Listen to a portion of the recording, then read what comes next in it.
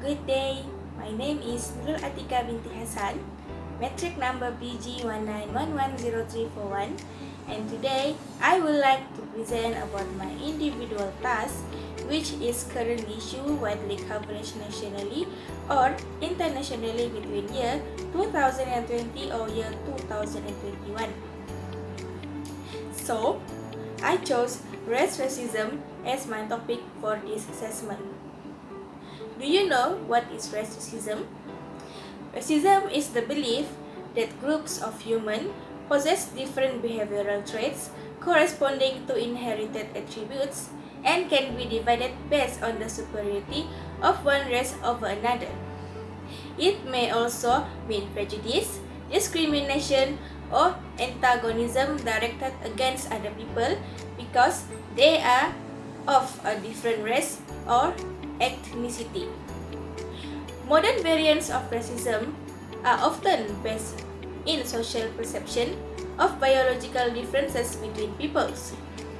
This view can take the form of social action, practices, or belief, or political system in which different races are ranked as inherently superior or inferior to each other, based on the presumed shared inheritable traits, abilities, or qualities. Moreover, people often associate racism with acts of abuse or harassment. However, it doesn't need to involve violent or intimidating behavior. Take racial name calling and jokes, or consider situations when people may be excluded from group or activities because of where they're from and what are their skin color. Racism can be revealed through people's action as well as their attitudes. It can also be reflected in system and instruction, but sometimes it may not be revealed at all.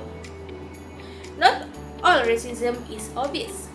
For example, someone may look through a list of job applicants and decided not to interview people with certain surname. Racism is more than just words, belief, and action. It also includes all the barriers that prevent people from enjoying dignity and equality because of their race. In history, slavery was the pre-formation of racism. Slavery existed in ancient Egypt, which is 5,000 years ago when humans began to build greater civilization, also greater in size and structure. People were categorized to each social class. Countries like India and Japan had formed distinctive caste systems, which harshly restricted the advantage of those in lower class. So, the question passing through my mind is, what is the cause of racism? From my research, there are many causes of racism that exist. One of the major causes of racism is the understanding of superiority over different races. This is passed through different generations. Another cause is the social status and also economic status of a particular ethnic. People are criticized for many reasons such as where they live, their income, and car they drive. The generalization of African Americans being poor comes from the feeling of superiority felt by white Americans. The need to abuse other people is one of the causes of racism. Many African Americans were used as a slave. A person will make the slave feel inferior and make them feel non-human. Low self-esteem is caused by racism. For white people, racism provided a way of feeling superior, which also boosted their confidence. Through this, people from different ethnic groups lost their sense of identity and suffer from low self-esteem. When people experience negative feelings, they project them towards others who are weak and vulnerable. Children grow up believing that other people are inferior because it was their parents have taught them. Experiences of racism increase in particular when people judge others purely based on negative stereotypes rather than associating with people of other groups. Parents have a major effect on children, in particular when they are saying racist comments. The child thinks it is right. The lack of empathy is another cause of racism. Empathy is understanding when a person is going through. The lack of empathy causes people to blame others for being wrong doing it. It also causes acts of violence, which are the evidence in America. Different causes of racism include a feeling of anxiety of people who are different, which is the desire to feel superior and dominant. And also people are often raised by racist parents, and some government use racism to substitute suffering. I would like to talk about an example of racism. In February 2020, COVID-19 outbreak fuels racist attacks against Asian peoples. As the number of coronavirus cases started to grow in the United States, rampant ignorance and misinformation about the pandemic prompted race and xenophobic attacks against Americans or anyone in the US who looked like East Asian.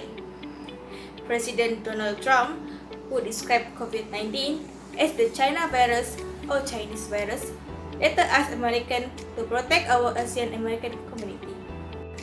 In February also, Aubrey, a 25-year-old black man, was chased by an armed former police officer and his son.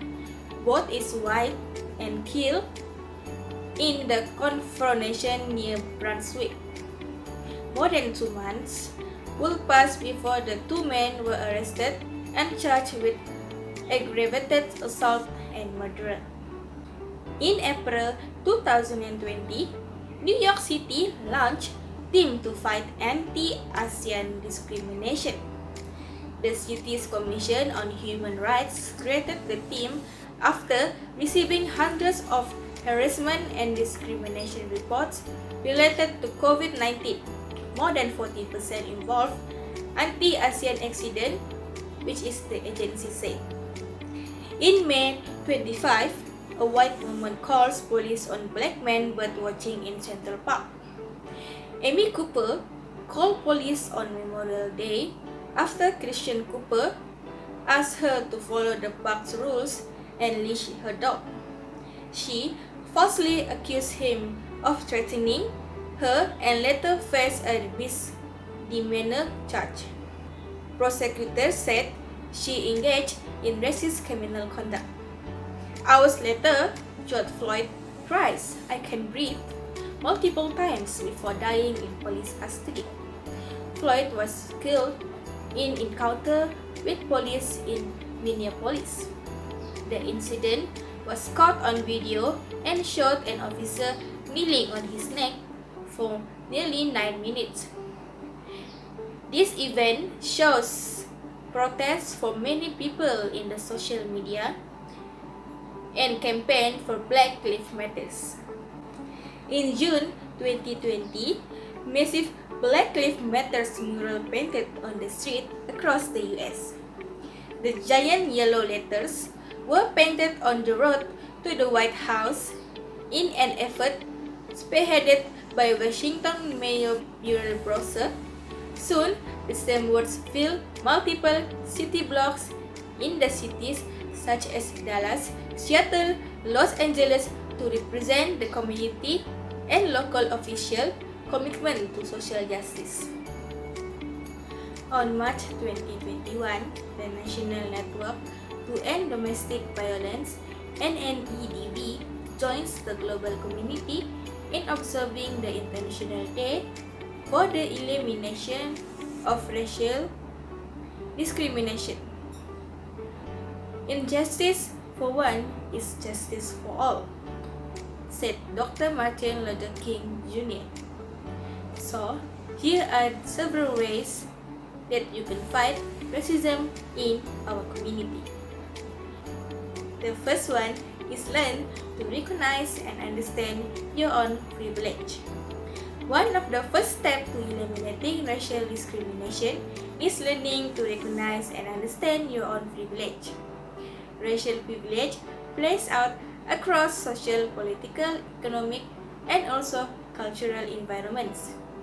Checking your privilege and using your privilege to dismantle systematic racism are two ways to begin this complex process. However, race is only one aspect of privilege. Religion, gender, sexuality, ability status, socioeconomic status, language, and citizenship status can all affect your level of privilege. Using the privilege that you can have collectively empower others requires first being aware of those privileges and acknowledging their implication. The second one is examine your own bias and consider where they may have originated. What message did you receive as a kid about people who are different from you? What was the racial and or ethnic makeup of your neighborhood, school, or religious community? Why do you think that was the case? These experiences produce and reinforce bias, stereotype, and prejudice, which can lead to discrimination. Examining our own bias can help us work to ensure equality for all. The next one is call out racist jokes or statements. Let people know that racist comments are not okay. If you are not comfortable or do not feel safe being confrontational, try to break down their thought process and ask questions. For example, that joke doesn't make sense to me. Could you explain it?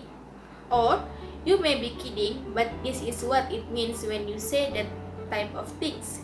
Do not be afraid to engage the conversation with loved ones, co-workers, and friends. One is challenge the colorblind ideology. It is a pervasive myth that we live in a post-racial society where people don't see color. Perpetuating a colorblind ideology actually contributes to racism. When Dr. Martin Luther King Jr. described his hope for living in a colorblind world, he did not mean that we should ignore race. It is impossible to eliminate racism without first acknowledging race. Being colorblind ignores a significant part of a person's identity and dismisses the real injustice that many people face as a result of race. We must see color in order to work together for equality and equity. So, that's all from me. I hope you will understand what is racism, how the racism is started, what is the cause, what is the example, and how to prevent it. That's all from me. Thank you.